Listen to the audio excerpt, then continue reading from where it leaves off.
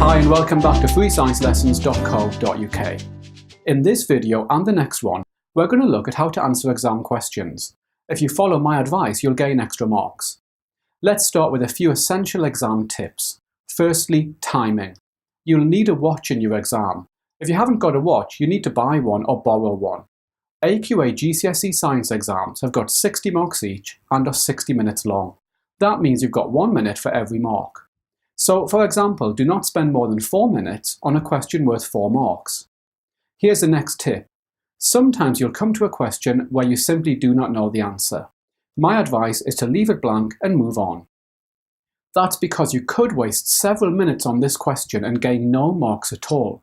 You could use that time better on other questions that you're more likely to answer correctly.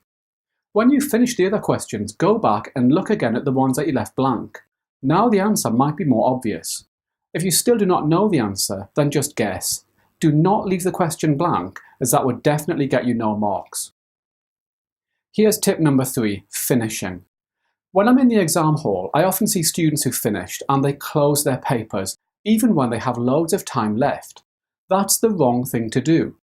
If you finish early, go back through the questions, carefully checking that you've answered each question properly. I'd suggest checking the last question first, as the questions get harder towards the end of the paper. Have you really answered what the question is asking? Can you add more detail or a better scientific word? Have you left any question blank? You could easily find that you pick up a couple of marks by doing this. Here's tip number 4. After the exam, it's tempting to discuss the answers with your friends or on social media. Don't do this. If you do, you're likely to find that you've made mistakes.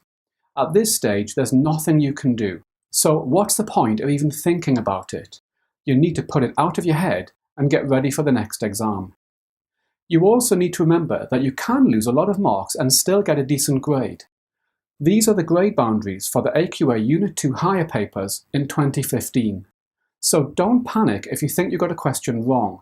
It's not the end of the world. Okay, coming up, we're going to look at how to approach different types of questions.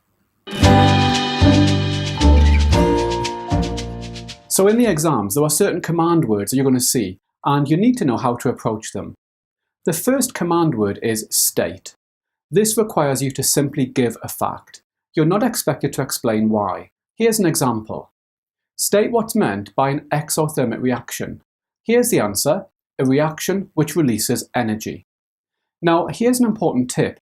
Do not rewrite the question in the answer, as it's a waste of time.